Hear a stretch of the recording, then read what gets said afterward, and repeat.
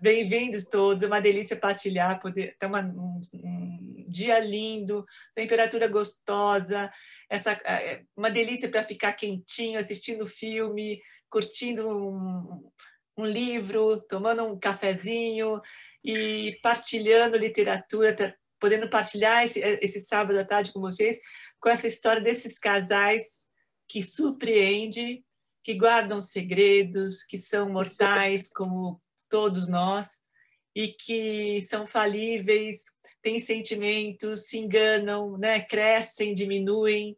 E eu acho o filme primoroso no sentido de mostrar para a gente as fraquezas, né? As maldades, as nuances, a relação de um casal, esse vai e vem que todas nós passamos, né? Todos nós passamos dentro de uma relação, né? E esse ovo do Barba Azul, que eu acho maravilhoso.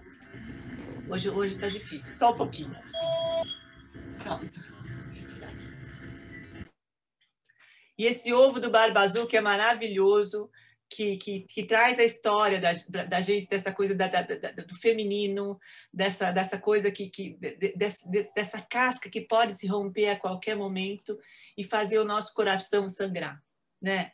Que ela descreve tão bem nessa falta de visão de realidade, né? Nessa bolha que as pessoas se colocam e não querem enxergar o mundo lá fora. Eu acho fabulosa a forma como ela traz isso para a gente, como ela chacoalha a gente nesse sentido de muita gente fica longe, né? Porque não quer enxergar, né? Então, quem é esse cara que de repente toca a campainha, né? E se apresenta como um homem maravilhoso e esconde e tem uma chavinha que a gente não quer mexer nela, né? Então, a forma como ela olha para aquele marido, mesmo a personagem do filme, que eu acho maravilhosa também, a forma como ela encara, e a gente vai acompanhando todo o processo, achando que o processo é dele, e de repente a gente descobre que toda a história vem dela, né? Essa mulher que está por trás deste homem, e que ele se deixa amar dessa forma, literalmente, e de repente os papéis ali naquela relação se invertem também, né? Uma hora ela é o caçador, outra hora ela vira a caça. E como isso acontece na vida da gente? Como é comum isso acontecer em qualquer tipo de relação? Então, ele é um diretor, é o primeiro filme que ele dirige, ele mistura comédia com drama, e eu acho, eu não às vezes tem uma falha na direção, uma falha no roteiro, mas eu acho que o que envolve, né? Fala de filho, fala de sonhos, fala de perspectivas, fala de crescimento, enfim. Eu acho maravilhoso e eu queria saber a opinião de vocês, a história de vocês nesse sentido. Eu gostaria que não se falasse de política, né? Porque senão fica aquela coisa de polaridade, senão o grupo se desmonta. É difícil falar sobre literatura e não falar de política, mas a coisa sai da mão se a gente começar por essa linha. Então, é mais aquilo que vocês sentiram em relação ao filme, que vocês sentiram em relação ao conto, o que isso passou para vocês, que história que trouxe, né, para poder partilhar isso com a gente, porque o grande daqui é partilhar os olhares, partilhar as conversas. A gente tem a participação da Casa Frida, eu não sei, eles estão junto com a gente, que eles fazem também uma mediação junto com o nosso trabalho. E a Aline, que é uma querida, e um monte de gente super bem-vinda, que ajuda a gente nesse grupo. Tá? Então, muito Maíce, que está aqui, tem gente que fala de música, tem gente que fala das palavras em si, tem gente que vai atrás da história, tem gente que vai atrás tem o lance da mitologia, é muito bacana, e é muito bom poder partilhar. E o grupo está lindo, Ita, adorei a história da mãe lá no teu blog, maravilhoso, gostei pra caramba, uma delícia, aquela coisa também, daquela fragilidade linda, adoro o gato também, muito gostoso. E a gente quem quiser participar, a gente tem um grupo no Telegram, e só deixar o númerozinho aqui para a gente, tá? Que depois a gente adiciona, tá bom? Então, quem quiser começar a falar, pode falar. Pensem que tem outras pessoas para falar também, e eu estou aqui junto para poder partilhar essa história com vocês, tá bom? Bem-vindos todos e gostoso. Mais de 100 pessoas. Quem quer falar? Lúcia, quer que eu te passe a palavra? A Carmen está perto de você? Não, a Carmen não está. Já vou chamar a Carmen, então. Então, quem quer? Luísa, a palavra é sua, bem. Pode falar. Nossa, eu estou começando agora, então, eu sou a primeira. Bom, boa tarde a Cláudia, boa tarde a todos. Não, eu achei interessante, vou falar um pouco do filme, que ele começa do fim para o começo. Então, eu acho que quando ela encontra esse jornalista, é Sara, né, que ela chama, ela faz um verdadeiro encontro analítico com esse jornalista, e aí ela revela a verdadeira história desse amor que dura 45 anos, cheio de paixões, enganos, eventos trágicos, e se revela que, na verdade, a pessoa forte, a figura forte que está por trás do marido, é ela, porque é ela que escreve, né, e corrige os romances do Victor, e ele demonstra que tem uma dependência forte dela, porque primeiro ele está nas sessões de análise, depois ele faz um verdadeiro transfer, uma projeção da identidade, pegando o nome dela, porque ele um pouco o fato dele vir de uma família burguesa católica, ele pega a identidade da mulher, que é hebreia e mais intelectualizada. E depois tem altos e baixos da relação, ela fica até meio burguesa, depois volta à relação normal, e tem aquele momento no final que ele se reconcilia com a mãe, porque, na verdade, ele se sente culpado pelo suicídio da mãe, e se reconcilia com a mãe na figura da Sara. E no final, a Sara, até com a volta, né, dessa relação que eles acabam se separando, ela, ela, ela aceita a perda do Victor, retomando aquela brincadeira de bendar os olhos, porque é como se fosse uma despedida, é uma confiança que tem no outro. Então, eu acho que mais ou menos as coisas importantes em relação ao filme. Agora, em relação ao conto, eu acho que todas as duas mulheres elas são a chave forte da relação. Inclusive, a Sally, né, que é do conto, eu acho que vive num mundo muito machista, onde todo o sucesso é atribuído principalmente aos homens. E ela tem esse amor enorme com esse médico bonitão, burguês, bem-sucedido, e ela coloca que ele é meio estúpido, porque, na verdade, ele é um cardiologista, mas ele não sabe, ele sabe muito pouco dos sentimentos e fatos do coração em relação ao afeto. Ele tem uma incapacidade de se comunicar, de demonstrar as emoções, os sentimentos no casal. Então, a história do ovo é essa fragilidade do relacionamento. O relacionamento pode ser como um ovo. Se você não rompe, ele é sólido. Mas, de repente, se você, né, vive uma relação sem quebrar os ovos, isso acaba sendo difícil. Você tem que ver a parte, a tua fragilidade numa relação. E a vida da Sally, porque ela começa falando desse barranco, né? Então, quando ela descobre que, na verdade, esse mito que ela criou em relação a esse marido Ed, bonitão, que parece que dá até em cima da melhor amiga dela, então a vida dela é como se caísse num barranco, porque ela fala desse barranco, e pode se precipitar num desconhecido, porque ele é uma peça de um quebra-cabeça, ela fala até daquela boneca madriosca, que ele fez diversas camadas e ela nunca consegue entrar no interior do ovo, ela não consegue quebrar esse ovo. Então, é mais ou menos isso que eu captei do filme e do conto. É tudo muito frágil Alô? também, né? Oi, tá me ouvindo? Vocês estão me ouvindo? Estão me Ah, ouvindo? sim, sim, estou Ah, tá. escutando. É tudo muito frágil também do processo, né? Essa coisa desse invólucro das pessoas, o que está por dentro, né? Que coração é esse coração da Sally, né? Porque de repente no final o coração dela era um coração em preto e branco. De repente ela percebe esse coração vivo, né?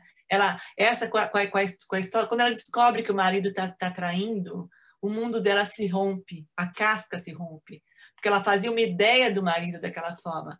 E no filme também a gente não tem a gente não sabe ao certo se a versão dela é real ou a versão que se conta, né? Que na realidade o que ela conta para ele é uma história que depois aparece que ela está escrevendo. A gente não sabe o que é ficção e o que é realidade É. ali. Né? É interessante isso, né? Mas ela também Mas tem eu vi uma dependência, essa dependência grande, né, que ele tinha do Vitor, da série. Ele era incapaz de viver uma vida sem ela. Ela tenta refazer com uma outra pessoa, mas depois eles voltam, porque, na verdade, é uma história tão longa, né, Cláudia? Uma coisa de altos e baixos, e no é, final, essa reconciliação que eles têm. Mas eu vi duas mulheres muito fortes, e depois eu até fui ver a autora, que é canadense, né, essa Margaret, e ela realmente ela é feminista, ativista, porque a gente aqui, talvez no Canadá, não sei, esses jantares com essas mulheres que parecem inclusive ela fazia um monte de cursos para não pensar na vida dela como para preencher um pouco, porque era toda voltada ao Ed. Ela, na verdade, ela falava que era estúpido, mas ela tinha ele como num pedestal, né? Uma coisa assim meio. E ele era incapaz de entrar nos segredos, nesse invólucro do ovo, que é realmente o relacionamento é como um ovo, é frágil. Se você não toma cuidado, se quebra. Então, mais ou menos é isso que passou para mim. Obrigada, Luísa. Obrigada pela participação. Uma delícia. São mulheres muito fortes mesmo. Impressionante como, aliás, todas as mulheres, né, ali, né? A história da mãe dele tem um universo feminino muito vasto ali. Obrigada pela contribuição, Luísa. Obrigada pela presença também. Agora, Ana Cristina. Obrigada. Obrigada. Ana Cristina, você tem material hoje, hein, Ana? Olá, boa tarde para vocês. Bom, um filme que começa com a Lacrimosa de Mozart já é para aquela entrada triunfal, né? E o curioso é que nas trilhas sonoras que eu localizei, eles não colocaram a Lacrimosa do Mozart, é curioso, a música da missa dele, né? Agora, quanto à história, tanto do conto como do filme, eu gostaria de tecer algumas considerações em relação ao cenário e à música, né? Então, a música nos leva a passear por décadas de 60, 70, paralelamente colocando o Gilberto Bécaud, o The Platters, Roberta Fleck, e também tem Vivaldi, Bach. É muito linda a trilha sonora porque ela vai pontuando as épocas da vivência deles do casamento, né? Assim também como as roupas, né? A gola olímpica da década de 70, a bota, tubinho, então é muito interessante. Também achei fantástico quadros na sala de jantar, quando ela compra aquela casa deslumbrante, que ela dá uma piração e fica super society. Atrás dela, logo que ela compra a casa, tem um quadro do Jackson Pollock, que é justo nessa fase de 70 60 e 70. E já na outra vez que ele retorna de viagem, tem o Andy Warhol, um político, eu não localizei exatamente, mas é interessante o cenário que vai retratando as décadas, né, os cabelos dele de encaracolado, e muito interessante. A história É uma visão, é curioso, porque parece uma visão muito das mulheres sobre os homens com os quais elas vivem, né? Então, no conto, eu me surpreendi porque a série fica olhando na janela, ele é tão burro, tão idiota, ele é tão simples, tão coisa, ele pega o torrão da terra, e de repente, a Ed é um dos melhores cardiologistas. Eu falei, ué, hello, o que aconteceu? Então, de um lado, ela tem aquela visão do bobo, idiota, que de bobo não tem nada. Então, eu acredito que a série, como muitos casos que a gente vê até, já me encontrei vivendo equívocos em relacionamento, quer dizer, olhar o outro de uma maneira que não tem nada a ver. E a Sarah, eu acredito que a Sarah, antes de tudo, queria se realizar na literatura, porque ela é altamente empolgada com literatura, com os cursos, tudo, então um grande amor, sem dúvida, né? Agora, no filme, eu gostaria de destacar a figura do psiquiatra, que o cara encheu ele a vida inteira, ele era muito egocêntrico, o Victor, muito egocêntrico, ele não queria saber. Aí o homem está morrendo no hospital, ele vira a cadeira, se senta igual que tivesse uma consulta. E finalmente o psiquiatra manda ele embora, que quer o silêncio, quer a morte, quer a tranquilidade. Eu achei assim excepcional. E também o filme traz um termo francês que eles usam demais, tanto para definir alegria como o que deu errado, que é o putain, tudo é o putain, o putain, o putain. Tanto está alegre como está. Então, o filme é muito, muito parisiense, né, nesse aspecto. Então, as considerações que eu gostaria de fazer é isso. O grande equívoco, eu acho que a Sarah toma um golpe de realidade brutal, porque aquele homem no jardim, o idiota, isso, aquilo, aquele outro, não sei o quê. E, de repente, a gente lê que ele é um cardiologista, tudo. Ela prepara. Pareciam duas pessoas que viviam em planetas diferentes e, de repente, tiveram choques de realidade. E é como... quem falou a primeira, que falou muito bem, que... eu estou aqui procurando... que ela quando percebeu que estava sendo traída, realmente teve um choque, ou seja, não era a pessoa, é um erro de pessoa, né? Um erro de pessoa muito grande. Agora, a música é qualquer coisa de maravilhosa. O Gilbert Bécaud com Je reviens de chercher, quer dizer, eu vou em busca de... E aquele menininho, o filho... Eu até tenho uma curiosidade grande de entender como ele se encaixa, esse personagem, nessa história. Que produto foi aquele dos dois, né? Que produto é esse? Porque o menino está lá demonstrando alguma coisa, né? A menina muito, muito bem-sucedida, mas o menininho... o que ele era com aquele barulho? Então, eu gostaria imensamente de ouvir um pouco depois alguém falar sobre aquela criança. É isso que eu teria a dizer para vocês hoje. Obrigada, Ana Cristina. O menino, a Casa Frida está aqui? Casa Frida está presente? Estou aqui, Cláudia. Hoje sou eu. Bem-vinda, bem-vinda. Meu computador está meio como... está aqui, Fabi. Eu não estou conseguindo ver as pessoas direito, estou com falha aqui, não sei o que está acontecendo. Mas eu acho, né, a Fabi vai me ajudar aqui nesse sentido, que eu acho que o menino era autista, né? Tinha traços de autista ali, aqueles movimentos repetitivos, aquele atraso na fala.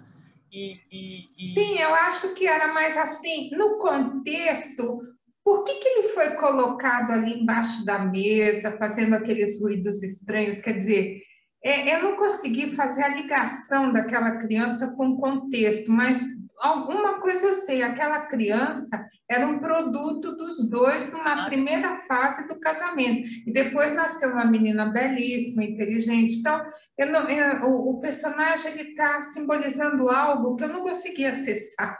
É isso que eu estou em dúvida. Dentro do contexto do filme, né? Eu acho que eles têm uma projeção narcísica em cima desse filho no primeiro ato, porque eles ficam imaginando que ele vai ser Dostoiévski, que ele vai ser, enfim, vai ganhar prêmios, vai fazer um monte de coisas. Fabi, que me ajude aqui. E a menina é completamente destruída também pela relação, porque ela tem um complexo de Electra ali com aquele pai absurdo, né? Impressionante. E como isso é comum nessa projeção. Quer falar um pouco sobre isso, Fabi?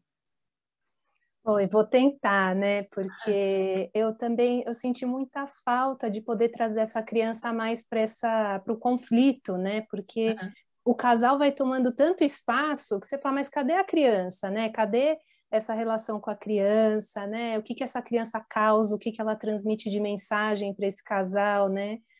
Mas o pai tem um ataque de riso, né? Quando eles estão conversando com a coordenadora, com a diretora, enfim, ou seja, tem algumas coisas que vão aí meio esquisitas e que a gente tem pouco retorno, porque o foco é mais na relação entre eles, né? Assim, toma todo o espaço. Mas eu fico pensando, essa cena da mesa, né?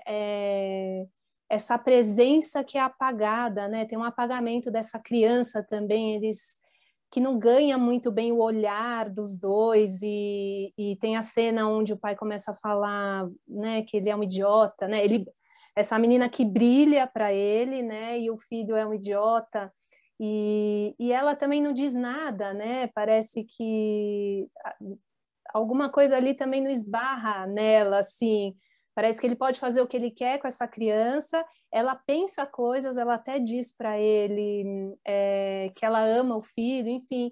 Mas não tem uma troca, né? Um pensar juntos sobre isso, né? Eu não sei se ele é um autista, assim, não é porque achei que a história dele apareceu muito pouco, assim, né? Mas ele tinha questões, mas a coordenadora diz, né?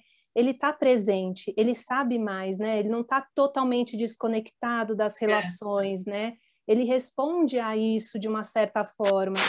E mesmo assim, no filme, a gente não vê isso tocando os pais de uma forma, não sei, para poder pensar, para poder ajudar essa criança. Então, eu também fiquei muito impactada, mas como tomou muito espaço do filme a relação dos dois, né? Os dois, e aí quando entra a filha, parece, eu não sei, aí entra num lugar muito específico para ele, né? E aí numa relação muito idealizada, né? E esse menino no avesso, né? E quando o menino nasce, ele está traindo, né? A esposa, né? Então ele está fora também, desconectado, ela está num trabalho de parto sozinha, né? O pai totalmente fora. Então. Ele tem um desprezo, o que eu senti, um desprezo pela criança, assim. Então, eu não consegui encaixar esse quebra-cabeça. Ana, eu acho que o casal ali, mesmo quando o menino morre, ela está chorando porque ela não está triste. Eles não têm relação nenhuma com esse filho, zero. Eles projetaram algo que aquilo não se encaixou naquilo que eles projetaram, e aí o menino é completamente o contrário, eles literalmente põem de lado. Mas eles participavam da relação. É como se fosse uma história de trazer para uma realidade que os dois não... Eles só viviam um para o outro. A filha também é destruída, essa menina não consegue ser nada depois. Tá? Né? Porque esse pai entra num processo com essa filha também de uma relação quase, tanto que ele escreve, né, o negócio de ele, quase incestuosa com essa filha, né? Ela parece a esposa dele, né? E a coisa não se resolve. E ela fica no final, ela está pedindo dinheiro para a mãe, está numa dependência completa, né? Esse casal literalmente destrói os filhos em relação, quer dizer, é que eles destroem o filho, é um produto que eles criam na história, né? Então, uma coisa que eu me lembrei é que Dostoiévski, que ele cita no filme, ele tem um livro O Idiota, né? Idiota. Eu não sei se ele tentou, em vez de Dostoiévski, o menino era um idiota, enfim. É toda essa Sim, falta o avesso, né? de não olhar para a realidade também. Mas é impressionante. Fala, Fabi. Não, só ia colocar, né, que no final do filme, para mim esse filme deu um nó na minha cabeça mesmo, assim, porque eu não consigo, do mesmo jeito que eles vão basculando nas posições, eu vou basculando junto na leitura. Uma hora eu acho que um é frágil, depois eu acho que é o outro, depois eu acho que um é o vilão, depois eu acho que ela é a vilã, depois eu fico com medo dela, depois eu tenho carisma por ela, enfim. Mas, por exemplo, no final, quando conta todo o processo da escrita dela em nome dele, assim, tem como esses livros como produto dos dois, né? Mais produto do que os filhos, né? Porque tem conversa sobre isso. Mas olha aqui, você mudou totalmente o que eu escrevi. Não, mas não, eu fiz diferente. Ou então, não, escrevi as 30 primeiras páginas, você escreveu o resto, né? Mas você colocou meu nome, assim, aparece ali muito mais troca e conversa a respeito das produções que eles faziam juntos, literárias, do que com os filhos. Isso aí ficou apagado. Não sei se não tinha ou se... Aí não sei, né? Ou como a gente poderia pensar, né? Mas onde eu mais vi foi nessa coisa do troca, conversa, poder falar sobre isso, mas nessas produções que os dois faziam juntos, né? Obrigada, Ana. Obrigada. Ita, você, bem. Obrigada, Fabi. Ita, pode falar, bem. A palavra é sua. Oi, boa tarde. Cláudia, obrigada por ter visto lá o gato me satisfeito aqui. Adorei, achei lindo. Achei uma delícia. Que bom, fico muito feliz de poder compartilhar e de ouvir tua resposta. Bom, adorei ver aquela família judia. A outra família tão disfuncional, tanto problema, e a outra família judia tão acolhedora e tão doida, aquela avó, assim, o Yiddish que eles falam é o Yiddish que eu fui criada, o mesmo acento até. E assim, e o pai fazendo apologia dos autores judeus, fala de todos os autores, e ele chega em casa, ele quer ser judeu. E ela que o cria, né? Ela que cria, que bota o nome para ele ser um autor judeu também. E daí o livro que ela lê, que ela chora, falou, não, esse não precisa mudar nada.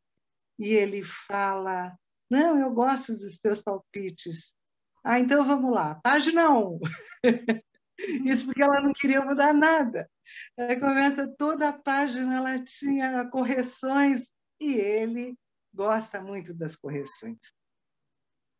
E eu já fui ler o conto esperando que esse marido também, como a Ana Cláudia disse, que esse marido era um bobão, ela que fazia, e o cara é um cardiologista. Então, eu não acho que ele não entende nada. Ele faz aquela cara neutra para poder fazer sem ser notado, talvez. Né? Sabe? Aquela traição com a melhor amiga. Então, ele fazia aquela cara de tonto para não aparecer para ela o que ele era de fato. Eu li até por isso. Adorei a história. Lá vem história também, história de contos. E como, assim, agora eu estou pulando muito, mas assim, no curso que ela faz de escrita, quando a Berta, a professora, conta histórias da tradição oral, e que ficam os adultos de queixo caído ouvindo as histórias. Eu achei isso tão, tão gostoso de perceber como as histórias agem na cabeça dos adultos também. Pronto, uma porção de coisas que me tocaram muito. Eu adorei. Obrigada. A Ita tem um blog, ela também escreve muito bem. Gostoso te ler, viu, Ita? Muito bacana. E bom você participar. E essa coisa do judeu que ela fala, né? Ele está no psicanalista, ele fala assim, ela vai me castrar. Uhum. Ela literalmente, o lance da castração, ela se apropria dele. Eu particularmente, esse cara, o cardiologista, ele é devorado. Ele não devora. As duas ficam falando. Tanto é que as mulheres vão aparecendo na vida dele e vão... Ele é a presa e ele se deixa levar. Ele literalmente troca uma pela outra, mas não é que ele escolha. A sensação que eu tive foi essa. Ele é escolhido e as mulheres vão lá e devoram. Então, quem permanece... E tratam ele como uma criança. Tanto que ele estava no 3º casamento e ela lembrando como é que ela tira desse casamento. Existe uma passagem também no filme em que, quando ela vai para aquela casa, que ela começa a fazer vários cursos, não sei o quê, que aí depois ela começa a cheirar cocaína, né? Porque ela quer chamar a atenção dele de alguma forma, que ele só está viajando, que é muito parecida com a vida da Sally. Muito parecida. As histórias se cruzam muito aí também. Muito bom, muito bacana. Eu queria falar também que no conto também não tem filhos, que a relação deles também se completa tanto que filhos não fazem falta, não cabem. Né? Como a relação, tanto no filme quanto no conto, não caberia, né, filhos nessas duas relações. Eu gostei muito, novamente, do link. Agradeço muitíssimo. Obrigada. Obrigada, Eita, pela presença, pelo carinho. Adorei teu blog. O teu blog eu vou lá passear sempre. Uma delícia. Obrigada. Oba! Estão todas convidadíssimas. Obrigadíssima. É muito bom. Bom te ler. Obrigada, querida. Obrigada. Tchau. Leila, você. Tudo bom, Leila? Oi, Cláudia. Tudo bem? Obrigada. Obrigada a todas. É sempre um encanto estar aqui.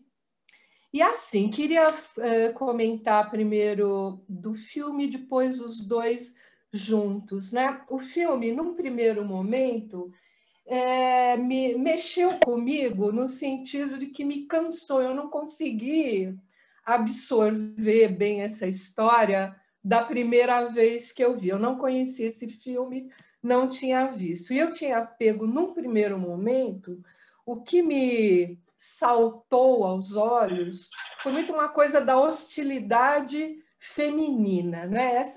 Essa hostilidade que ela é manipuladora, que ela captura e que age ali nas sombras, né? Embora de imediato o filme tem algumas coisas que são encantadoras, né? Que aí depois eu comento, mas e aí eu fiquei pensando, será que é porque eu estou vendo a história inteira, né, de um casal com todos esses elementos de mudança, né, desde desse apaixonamento inicial e até fases muito ruins da vida, dramáticas, né, que é a chegada desse filho deficiente, que, assim, do meu ponto de vista, muda muito a história dos dois, né? A história, o relacionamento é um e ele é outro a partir do momento que nasce esse filho. Ele decepciona, ele desaponta, no sentido que ele se afasta de casa, ele diz claramente isso, eu não fico mais aqui, né? E aí ela faz um monte de coisa, enche a casa de criados, mas enfim, não é disso que eu queria fazer. Aí eu li o conto, achei o conto belíssimo, né? O conto é muito harmonioso. Você vê, eu estou lá afundada, tem um monte de coisa para fazer. Entrou uma pessoa. Peraí, pronto, tirou. Cláudia, me ativa como anfitriã que eu monitoro o microfone. Ai, desculpa, Leila, só um pouquinho. Não tem problema. Deixa eu só achar a linha aqui. É que ela caiu, a linha, eu não te coloquei, né? Desculpa. Pronto, desculpa. Eu tô com problema. Eu monitoro os microfones. Obrigada, pronto, já coloquei, Aline. Desculpa, Leila, continua bem. Fala. Tudo bem. Mas assim, o conto ele tem coisas muito parecidas, né? E ele se conecta com a história do filme. Eu acredito muito no lugar que essas mulheres acabam ocupando, né, na vida dos homens. Mas eu destacaria alguns elementos aí colocados no feminino, né? No elemento feminino. Uma, quer dizer, é essa habilidade exatamente dessa sedução ativa, né? Por exemplo, a Sara tenta de tudo quanto é jeito, ela caça e captura, e ele tem de início, né? Ele já tem essa percepção, tanto que ele coloca para o analista, né? Ele está com medo dela, né? Mas no fim ele acaba se deixando seduzir. Enfim, o fato dessas mulheres se tornarem ativamente imprescindíveis, né, na vida desses homens, como que elas fossem retirando determinados elementos, quer dizer, compondo com eles essa parceria e que as torna imprescindíveis. No caso do Vítor, o escritor, é muito mais visível, né? E é visível, inclusive, do ponto de vista da fragilidade dele, não é? Em determinados momentos dessa história, essa fragilidade desaparece um pouco quando ele questiona aquela casa cheia de empregados e que ela não é mais aquela mulher que ele gostava, que o divertia, né? E ela tenta mudar. Mas no caso da Sally, ela vai... A estratégia nesse encaixe é muito desqualificar, né? É como se ela apresentasse, no caso da história do conto, esse terceiro elemento composto pela Marilyn é quase que mostra a mulher idealizada, a mulher que pode prescindir de estar tão...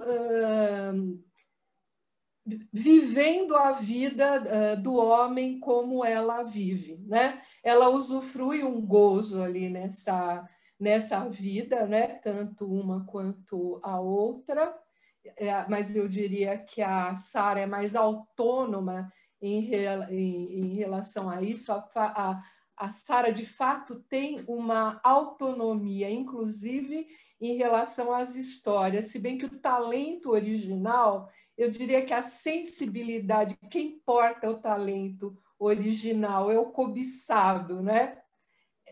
O Vítor, não é? Que ele é o escritor. Ela argumenta, ela escreve, ela revisa, ela formata a história, mas é como se ela não pudesse prescindir desse âmago, né?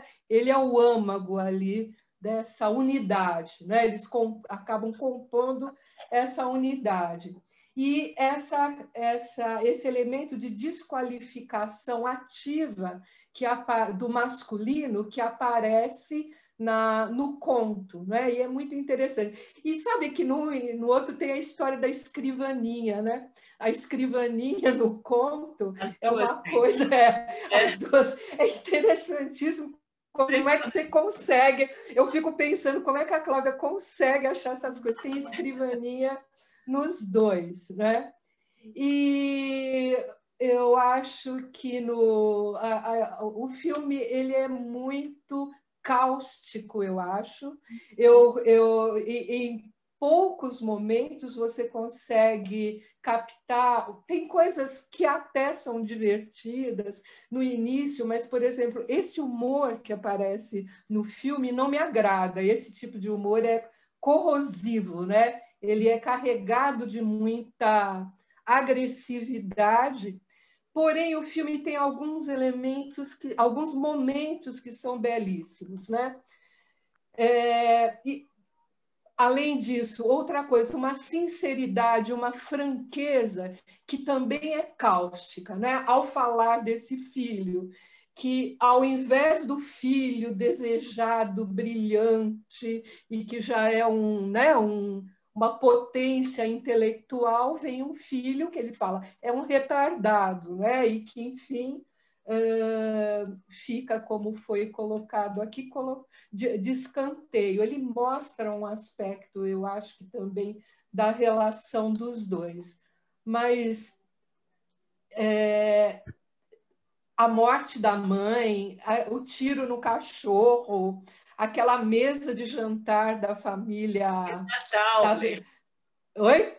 Natal, aquela festa de Natal. É, aquela festa de Natal. Nossa, é uma coisa repulsiva, não é? Mas alguns mais comum do que a gente imagina. Eu acho que ele traz uma realidade, por exemplo, essa coragem que ela fala, eles não se aproximam do filho, ponto. Eles não gostam do filho. Não se aproximam e não conseguem experimentar nenhum amor por ele. E aí, quando ela chora, porque quando o filho morre, isto é muito bonito, porque eles se unem afetivamente nesse sentimento, né? Nenhum nem outro reconhecendo que ele foi, né? Mas uma cena que eu acho belíssima é no final, quando ele já está demenciado, né? E ele a confunde, quem é a senhora, e de repente ele de novo a reconhece, diz que a ama, né? E o momento onde ele a confunde com a mãe. Isso é belíssimo, tanto que ela fica muito tocada, né? Quando ele a abraça e pede perdão, né? Pede perdão porque ele também foi uma tragédia a mãe ter morto e se suicidado. Agora, o conto evolui de uma forma, ele tem os mesmos elementos, ele evolui de uma forma mais harmoniosa, portando esses mesmos elementos, eu acho, uma ligação que não pode se romper, porém, quem é mais autônomo na relação é o Ed, né? Ele tem ele é autônomo, quem é inteiramente dependente, embora busque alternativas, e são alternativas muito legais que ela busca, né? Mas ela fica à sombra, ela fantasia amantes, ela fantasia as clientes, ele tocando, e quando ele mostra o ecocardiograma, ela fica, acho que ao mesmo tempo, muito incomodada ao se ver manipulada, né? Porque ela é a manipuladora e ela acha que contém a ele. E ela quer ver o mundo interno dele e que ele, muito esperto, claro, não se deixa ver, né? Porque se ele deixar, essa mulher engole ele com tudo, né? Então, ele mantém o relacionamento e como muitos casais, né?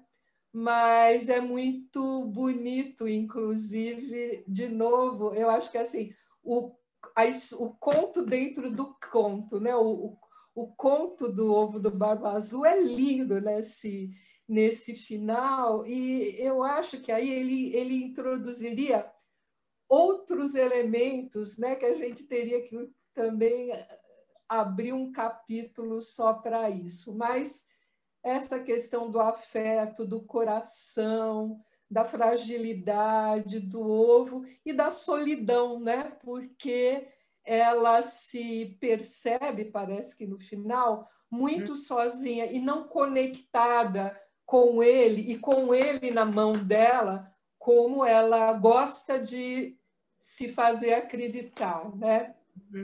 E gosta de dizer para os outros. Mas, enfim, eu acabei vendo 2 vezes o filme, gostaria de ter lido 2 vezes o conto também, mas infelizmente não tive tempo. E parabéns pelas escolhas, são muito bonitos. E para mim, o que fica ressaltado é como a mulher, historicamente, ela nunca pôde ter o papel predominante e, inclusive, gozar de autonomia.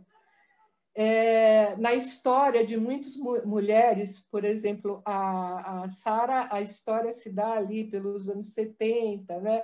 É um início ainda. A estratégia é muito se ligar, né, ao homem importante, ou a um homem que porte elementos que você gostaria de ter e se tornar imprescindível, né? E eu acho que daí vem essa história também. Atrás de um grande homem tem sempre uma boa mulher, uma mulher incrível, né? Então, eu acho que a história dessas mulheres, para mim, ela caminha um pouco por aí, com toda manipulação e a hostilidade que isso pode conter. Muito obrigada. Obrigada, Leila. Obrigada pelas palavras, pela presença. Obrigada. Cláudia Trajano. Cláudia. Está sem som, Cláudia. Ativa teu som. Oi, boa tarde. Boa tarde. Passando nesse caso que a Leila falou, dessa imprevisibilidade, o que é que eu deduzo sempre? É muito mais um poder manipulador da mulher, não aquela história, né, até dessa última frase que ela falou, atrás de um grande homem vem uma grande mulher. Para mim não é isso.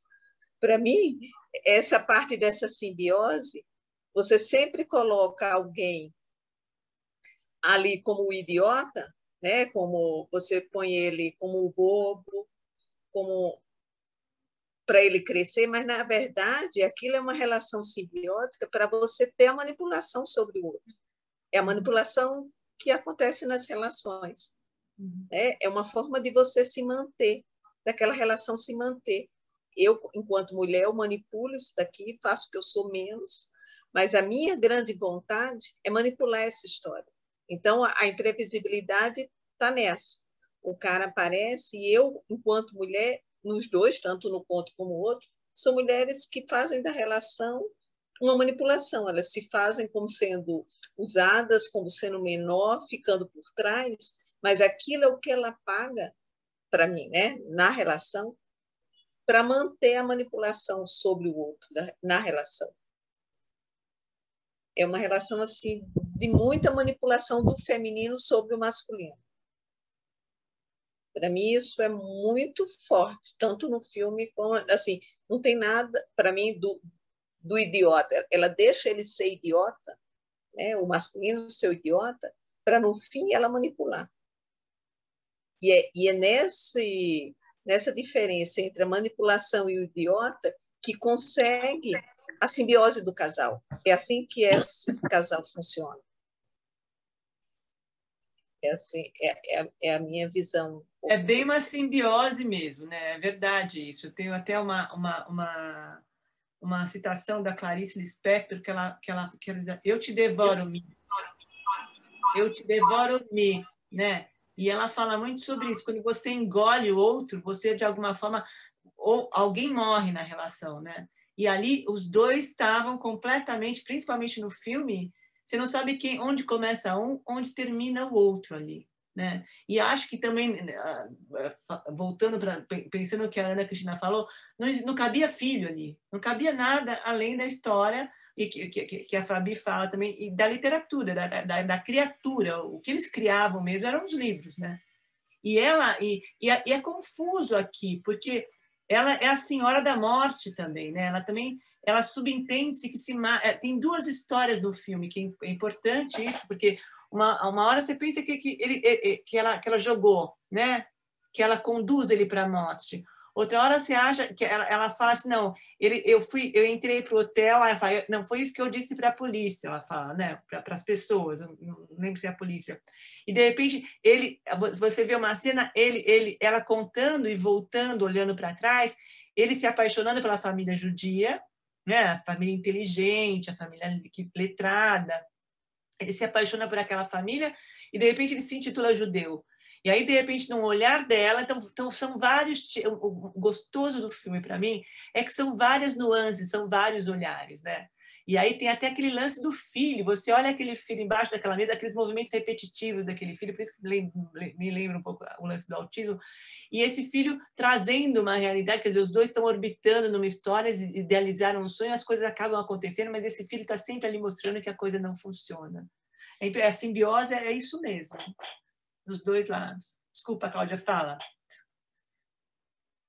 Está sem som ainda. Era só isso mesmo, era curtinho. Obrigada, Cláudia. Obrigada pela presença, pelo carinho, viu? Obrigada, bem. Maíse é a mulher da escrita também. A Maíse trabalha com escrita, ela faz umas reuniões também que as pessoas escrevem e ela transforma as palavras das pessoas também eu falo, né, muito, e a Maísa é da escrita, então ela se pega na escrita, adora a tua fala, e ela tem um trabalho muito bacana também. Bacana teu trabalho, Maísa. Obrigada, Cláudia. Olha, eu acho que eu nem vou falar muito sobre a escrita hoje.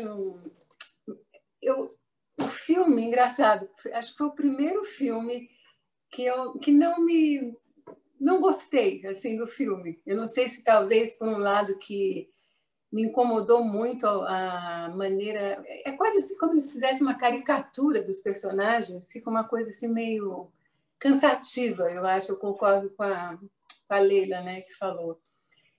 Tanto que eu não vi o filme de uma vez só, eu vi em 3 dias. Eu vi um pouco, parava, vi mais um pouco, parava. E várias coisas, né? A questão essa coisa do poder na relação, uma relação muito doentia, né, entre eles, e que vai indo ao longo do tempo, o casamento inteiro, a vida toda, né? Aquela relação de poder, de controle, de dependência. E acho que tem sempre assim, uma violência meio camuflada também entre eles, né? Que eu cheguei na violência porque eu vou falar sobre o conto, mas a gente fica falando muito sobre esse filho, né? Que no fundo ele representa aquilo que foge ao poder deles, né? Ela era uma mulher muito poderosa, né? Ela consegue conquistá-lo, ela consegue ficar com ele. Ela tem essa autossuficiência, né? E de repente vem essa criança que não é nada do que eles podiam esperar, incomoda, né? Por tudo, né? Aquela cena dessa criança embaixo da mesa incomoda a gente muito também, né?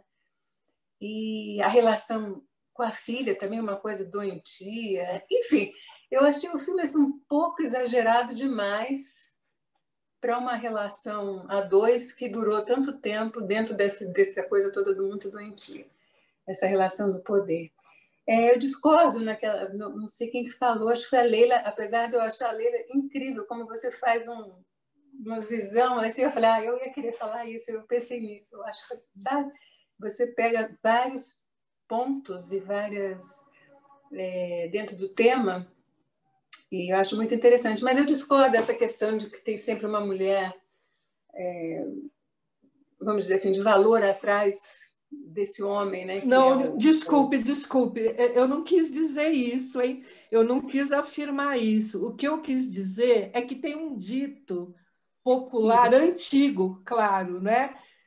Onde se dizia, atrás de um grande homem... E eu fiquei pensando de que talvez tivesse inspiração nesse aspecto das mulheres, durante muito tempo, não podendo ter relevo nem autonomia.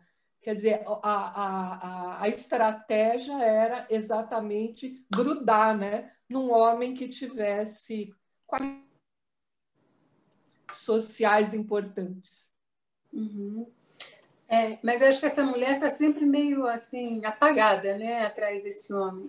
E essa mulher do filme, ela está lá, né? Ela está o tempo todo muito presente.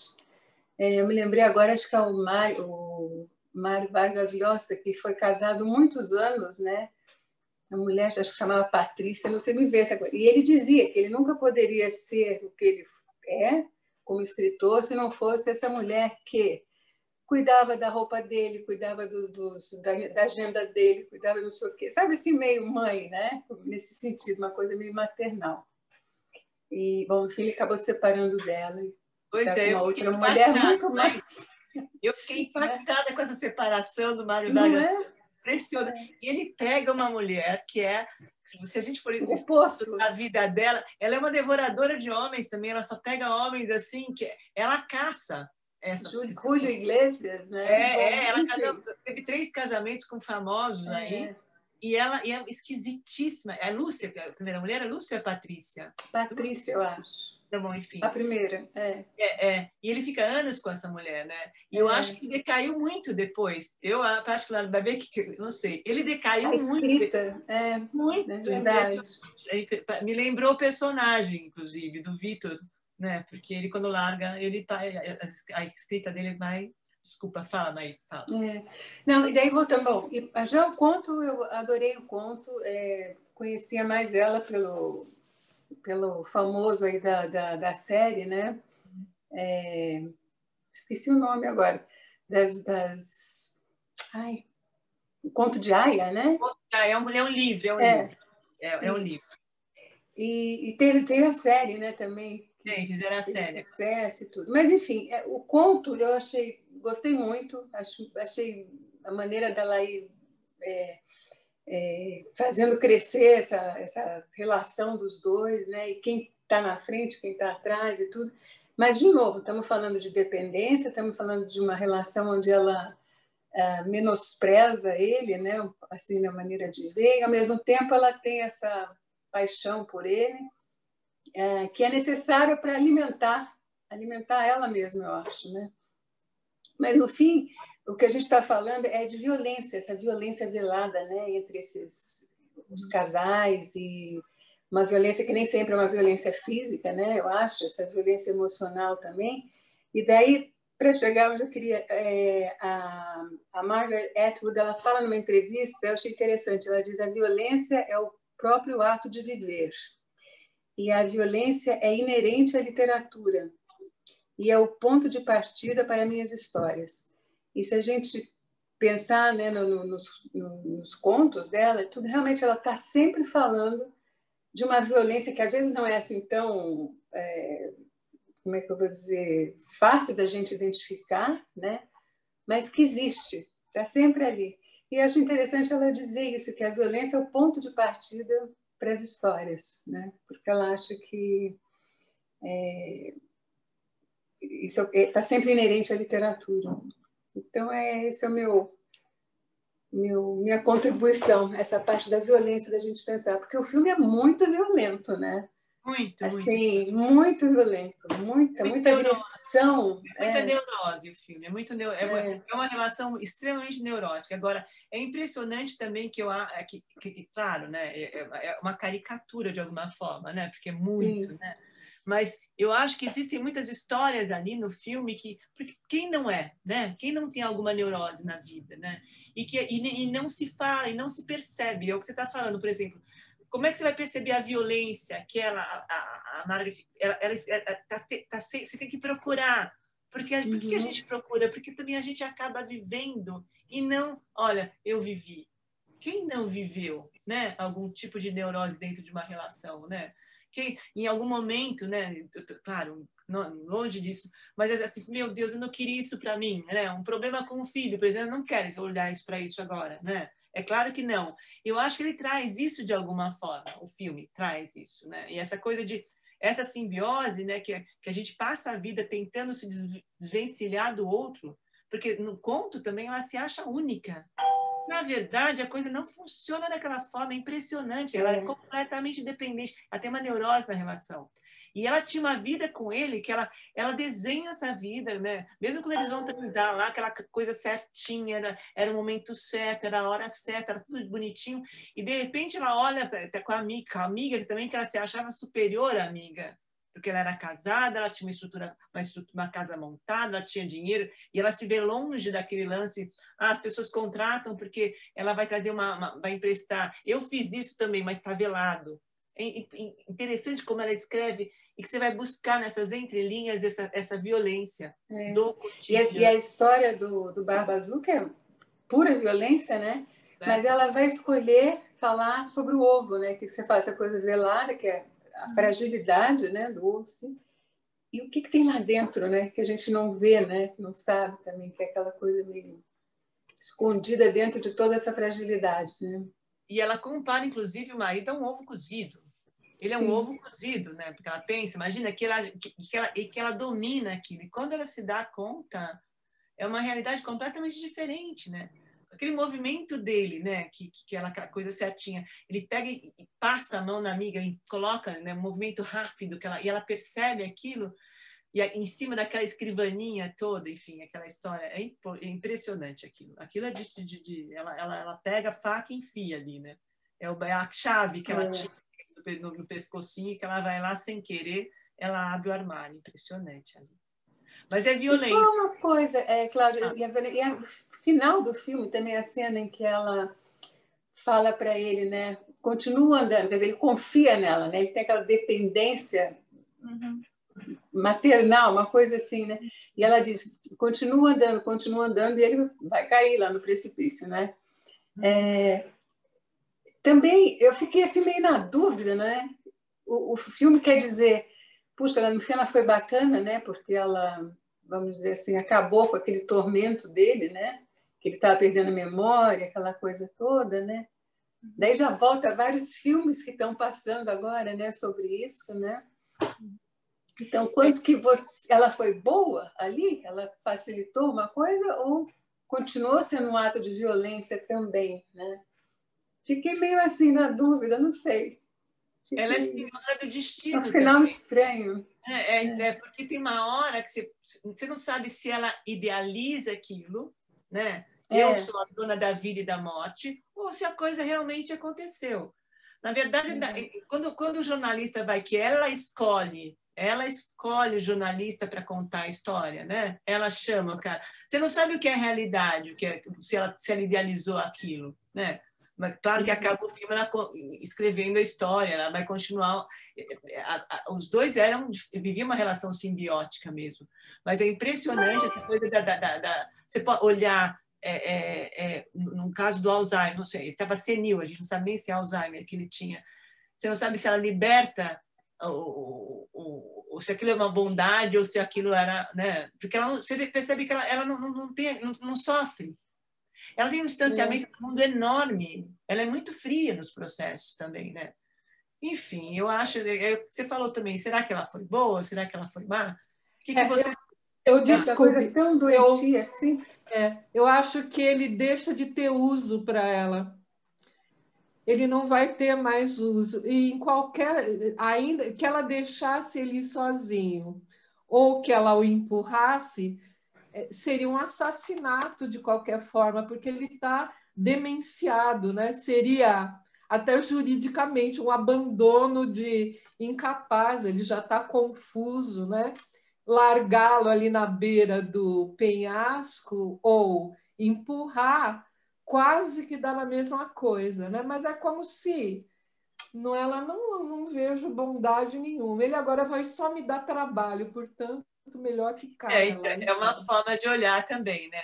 É uma forma. Então, tem vários ângulos. A gente pode olhar sobre a história sobre vários aspectos também. É isso. Posso só falar uma coisinha? Obrigada. Fala. Nesse que a Maíse falou, que eu achei interessante, e que a Leila também está falando, porque ela vai caindo do olhar dele também, do desejo dele, né? Acho que isso tem um efeito para ela. E tem uma fala dela final ali com o jornalista, não vou lembrar direito, mas ele fala assim, por que você não assumiu, né, essa autoria, né?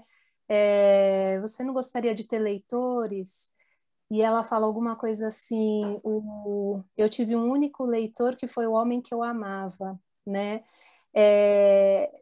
Para ela se alimentava, a alma dela se alimentava dessa relação com ele, né? Desse lugar que ela tinha para ele, que era, né, pensando nessa relação castrado e fálico, né, ela estava num lugar fálico para ele, né, porque ela, né, era autora das produções dele, apesar de dar essa potência dele para ele em público, né, diante do público, dos leitores dele, isso passava por ela, né, então eu também fiquei impactada com esse final, e fiquei pensando um pouco nessa queda desse lugar, né? Dela nesse olhar, né? O quanto isso também para ela, o quanto ela também se alimentava desse lugar e, enfim, os efeitos dela também ir se apagando nesse lugar do olhar e do desejo dele, né?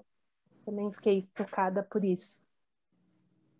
É muito, e tem a relação dela também porque ela fala, quando ela se separa dele, né, que ele fica obsessivo, tem um ciúme obsessivo dela, começa a entrar, porque ele começa a envelhecer. Eu acho, e claro que é caricatura, mas tem tópicos super bacanas dessa coisa do envelhecimento, como é que o cara está lidando, como é que a mulher vai lidar, o que acontece numa relação, quantos anos esse casal está junto, a coisa dos filhos, né? Até a Carmen fala assim, que, por exemplo, os filhos trazem a gente para uma realidade difícil de encarar, né? E é uma relação que você vai aprendendo, né? Porque tem aquela coisa da maternidade, puxa, meu filho, você idealiza algo. Eu até lembrei de um vídeo, meu segundo filho nasceu, que tem a gravaçãozinha lá, né? E aí eu tô com ele no colo, falo assim, olha, você vai ser isso aqui, eu passando a mão na cabecinha dele, você vai ser não sei o quê, falando assim baixinho, sussurrando. Vai ver, completamente diferente daquilo, né? Daquela menina que eu era na época, que hoje o menino se transforma numa outra coisa. E bacana, ele vira para mim e fala assim, olha, ainda bem que eu pude escolher o meu próprio caminho, né? Porque normalmente os pais vão lá e querem que sigam aquele script. Então, se você não segue, você abandona, né? É difícil isso, essa relação é muito difícil. E as crianças trazem essa realidade que não é a nossa realidade, é muito difícil. Né? As mães, né, para o dia de amanhã, a difícil arte de ser mãe, né? É linda, é um amor maravilhoso, mas é um amor conquistadíssimo, tanto de um lado quanto do outro. É muito bacana isso também. Bom, já virei o assunto para variar, né? Desculpa, gente. Mas se mais alguma coisa, bem? Fabi, quer falar mais alguma coisa? Não, obrigada. Carmen, pode falar, a palavra é sua, bem.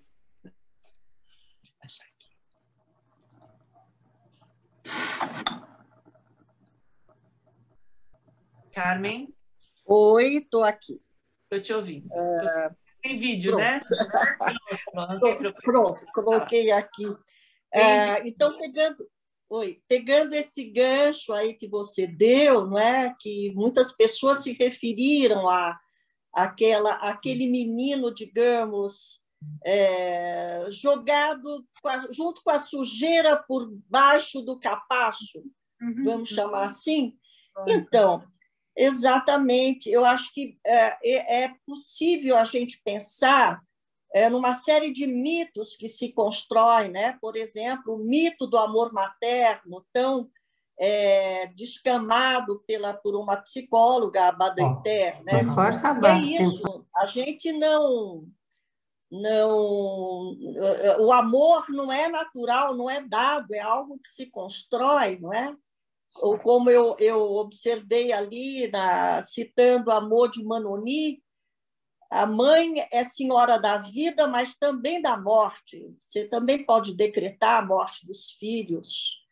E então, eu acredito que esse filme, apesar de caricato, enfim, uma série de coisas aí que foram faladas, muito pertinentes, mas que bom para nos colocar nesse lugar de questionar, né, uma série de mitos que se constroem, sobretudo dentro dessa sociedade misógina, né, e essa coisa também do homem como sendo o autor supremo. De repente, há uma mulher que é autora ali, não é? Quer dizer, num relacionamento complexo como todo então se alternam esses lugares de submissão e de dominância. Então, acho que é importante a gente se aperceber disso, o quanto os relacionamentos são transbordados, por isso que a gente não enxerga, né? E que faz até manter, exatamente, por isso que os relacionamentos às vezes duram tanto, né? É quando essas incompletudes meio que sadomasoquistas, enfim, vão ali se acomodando. Mas eu acho que o filme, que eu já conhecia, de alguma maneira é um libelo assim, feminista, acho importante, também abre para esse questionamento do que é viver. Eu acho que, ao contrário que achava que ela poderia ser responsabilizada por um crime, mas eu acho que ela faz aquilo por amor. Pode ser um amor doentio, mas qual não é? Mas, enfim, ele já não vivia aquela pessoa. Então, eu acho que foi um contorno assim que ela deu para abreviar o sofrimento. Eu acho que com muita coragem, uma coragem que precisa ter quando você ama alguém e às vezes tomar decisões assim, não é?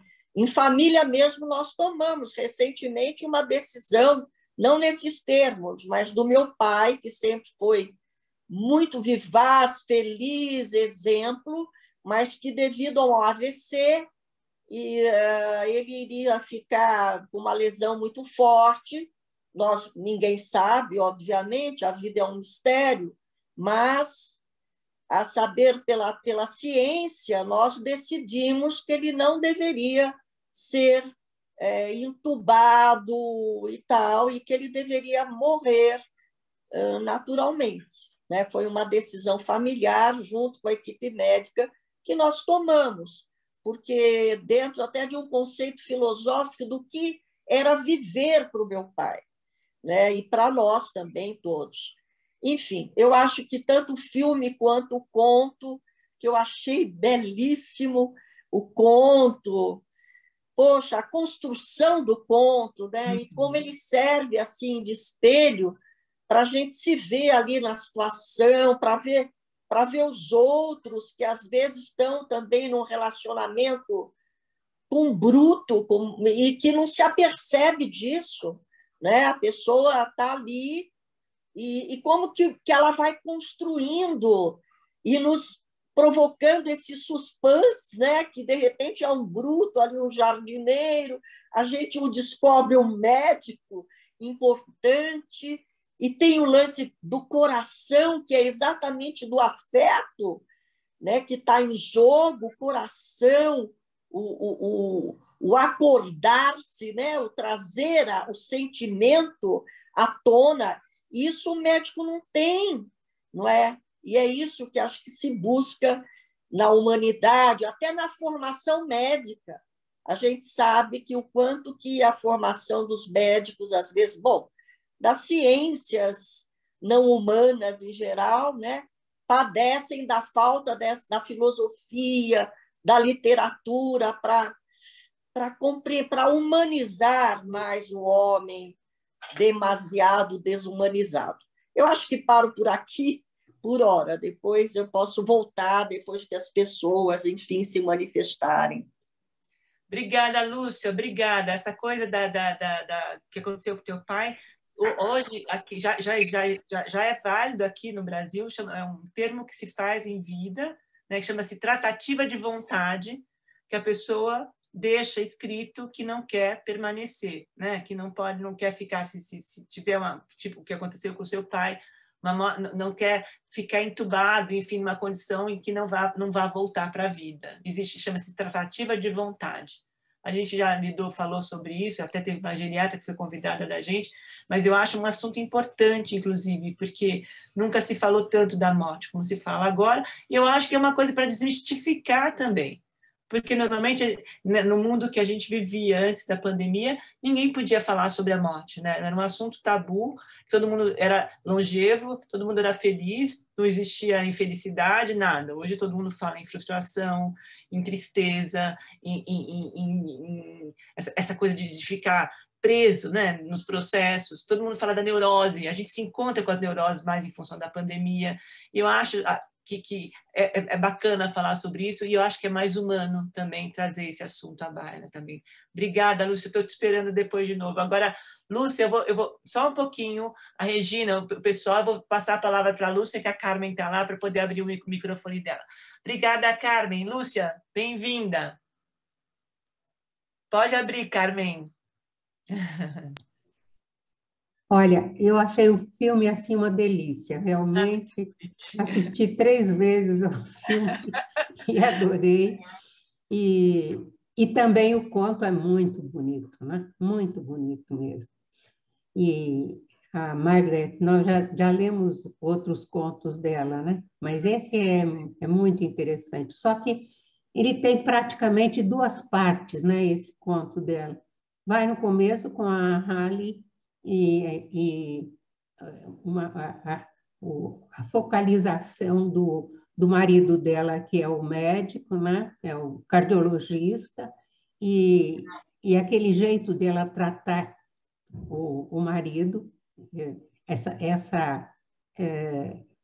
um jeito especial de tratar, achando que ele era superior em algumas coisas, mas fazendo uma certa, sei lá, com uma certa, acho que com excesso de amor, enxergando como ele ele se liberta de uma porção de coisas, das coisas do dia a dia. Ele não ligava se ela mudasse alguma coisa, para ele nem sim, nem não, tudo bem, como está ótimo, né? E que é uma parte que se liga mais ao filme, né? Que é a parte do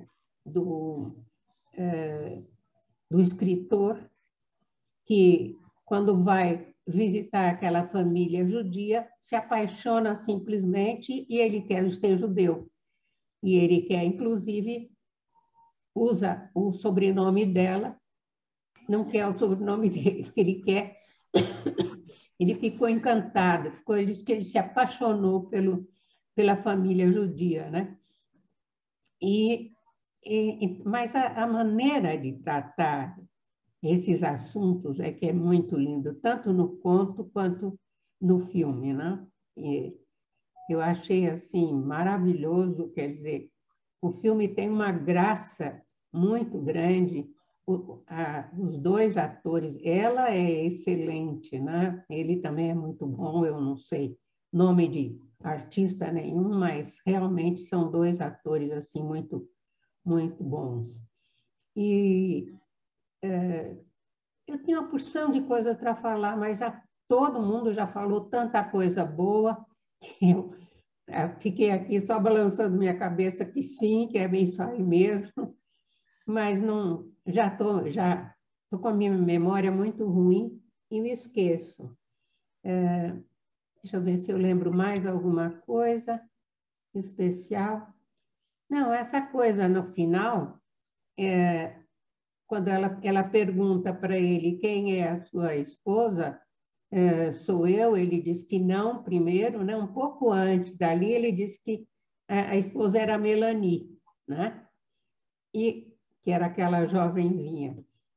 E passou um pouco, eles foram passear ali naquela praia, e aí ele fala que a ama muito, tal. Parece que ele voltou a memória para ele, e quando ela pergunta quem é a esposa dele, ele diz que é a Sária, né? Que é ela. Mas ela percebe que realmente ele está... e vai ser assim o fim, vai ser esse fim sem certeza do que está acontecendo, né? Porque ele está realmente muito enfraquecido da cabeça, muito ruim da cabeça.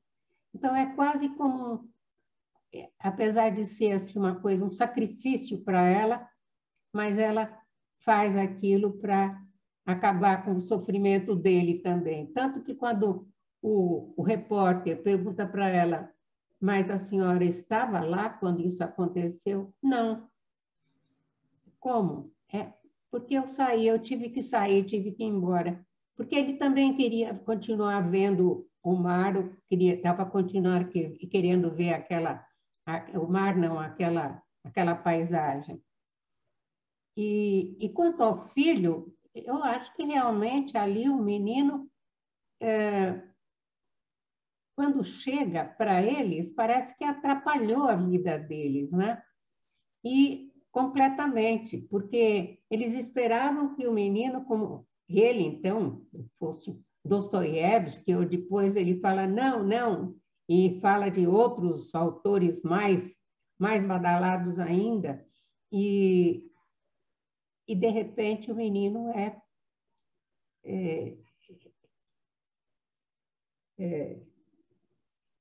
fraco da cabeça, né? O menino contraria as expectativas dele. Sim, contraria completamente. Tanto que depois ele vai provar isso com a menina, como ele fica apaixonado e vê que a menina percebe as coisas e se interessa pelas coisas e tal. E ela, no fim, eu acho que é o repórter que pergunta, ela diz, eu me livrei dele, né? Eu me livrei dele, mas eu não fiz nenhum mal para ele. Não, ele se juntou com uma mulher de 45 anos, né? Uma mulher, uma senhora gorda lá que foi morar com ela, né? E então é isso. Mas, Cláudia, maravilha. As duas peças. Bom, e a música? Ai, a música, como é linda a música do filme. Nossa, é uma coisa assim encantadora, né? Lindíssima, realmente. Muito bonita. Você escolheu muito bem, como sempre, querida. Viu? Um abraço para você, gostoso. Para a tua filhota também, que hoje não apareceu para estar com a gente. Não, a Fabi que veio hoje, a Fabi veio. Tá bom. Então, um beijo para você. Luísa. Um abraço para todos vocês. Obrigada pela presença. Beijo para você. Obrigada. Tchau. Regina, pode falar, a palavra é sua, bem. Boa tarde a todos, obrigada por estar aqui novamente. Cláudia, amei o filme e o conto, muito bons. Eu só vou falar um pouquinho do filme agora, porque tudo já foi falado. É que o título do filme em francês, eu acho que ele é revelador quando a gente vai vendo o filme. Aquilo que parece para mim, apareceu uma relação de amor, porque ela fez o impossível para chegar perto dele, né, para se aproximar. Ela usou métodos que a gente nem aprova muito, mas ela chegou bem perto. Parecia assim uma relação de amor à primeira vista. E em francês é o pacto, né? Então, quando você presta atenção, você fala le pacte. E aí, durante o filme, a gente vai percebendo que é um pacto mesmo, porque aí, quando ela descobre que ele está escrevendo, ela se interessa por aquilo, e ela começa escrevendo de cada livro dele uma grande parte. Ela é autora de uma grande parte daqueles livros deles. E aí, quando ele vê, parece que o nome judeu, ele que adotou, e aí a gente vê no meio do filme que foi a iniciativa dela em colocar o nome judeu, o sobrenome judeu, que ele se espanta, se surpreende e permite, porque aquilo estava dando certo. E ele quis, também gostou, mas foi ela que tomou essa iniciativa. Então, isso vai deixando cada vez mais fortalecida a ideia do pacto, que eles vão convivendo com aquilo, a relação é destrutiva, mas eles vivem juntos de uma maneira doentia, e aí ela poderia ter saído da relação, mas ela volta para a relação, quando ela se separou daquele segundo marido, ela volta, apesar da humilhação que ela tinha sofrido por ele, e aí me deixa uma dúvida, eu sou leiga no assunto, pensar, será que também ela não seria uma psicopata? Que no começo do filme parecia que ele era o louco, desequilibrado, e depois, ao longo do filme, e vendo esse pacto, esse interesse dela, será que também não seria ela uma psicopata? Que o final do filme me chocou e me deixou pensando assim? É isso, Cláudia, que eu quis trazer. Obrigada, olha que bacana, cada um tem uma reação, né, das cenas, dos processos, muito bacana, isso é muito, quer dizer, uns gostam, os outros não gostam, outros apoiam o final, outros não apoiam o final, é muito bacana. Agora, é importante também, Regina, como os papéis se invertem, né, numa relação, porque é uma gangorra. Tem um filme que chama, do Polanski, se eu não me engano, Lua de Fel, que é um horror. Eu adoro o filme, acho uma loucura, né? Porque mostra o extremo dessa neurose da estrutura de um casal, né? Porque existe sempre o jogo do poder. E depois de muito tempo, né, de convivência, que a gente aprende a lidar. Porque num primeiro ato, nessa paixão, a gente vai com uma coisa mais passional dentro da relação. E depois, com o tempo, se a gente consegue olhar, se desvencilhar, se não entrar nessa simbiose em relação ao outro, a gente consegue se separar e olhar o outro como uma outra pessoa e respeitar esse espaço, é tão libertador, né? É tão difícil, mas exige tanto da gente. Eu acho lindo esse processo das relações. Acho que toda relação tem uma pitada de neurose Quem não, por favor, que atire a primeira pedra. Eu acho que o final é muito triste, acho que falar sobre o fim eu acho extremamente importante.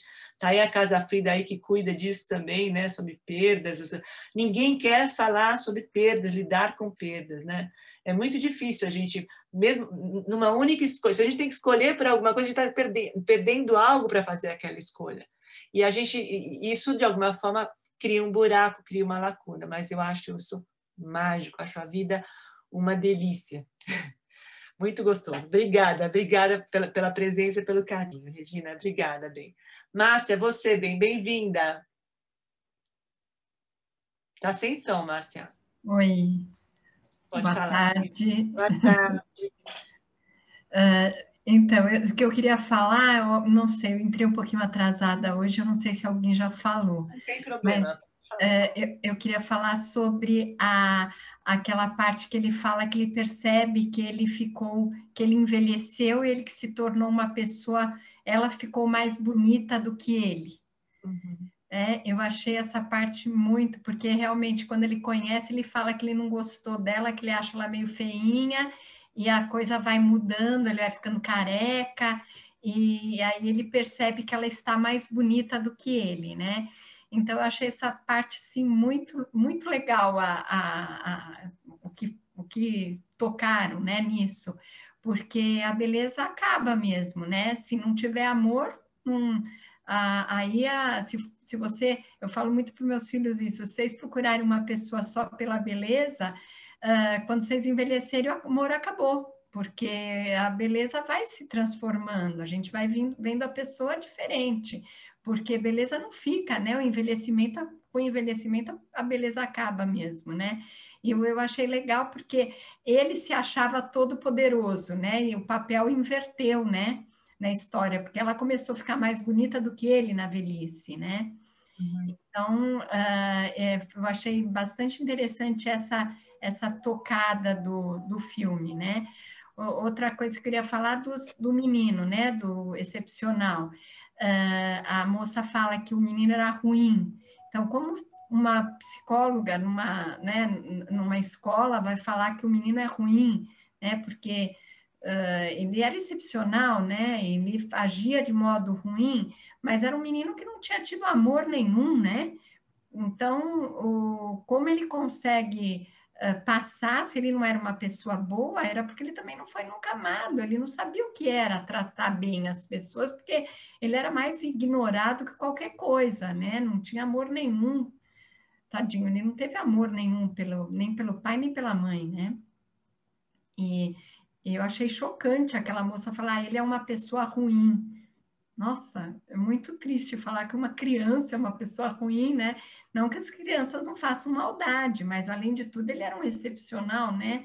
Ele muitas vezes não sabia o que ele estava fazendo, não deveria saber tudo o que ele estava fazendo, principalmente quando criança, né? Quando pequenininho.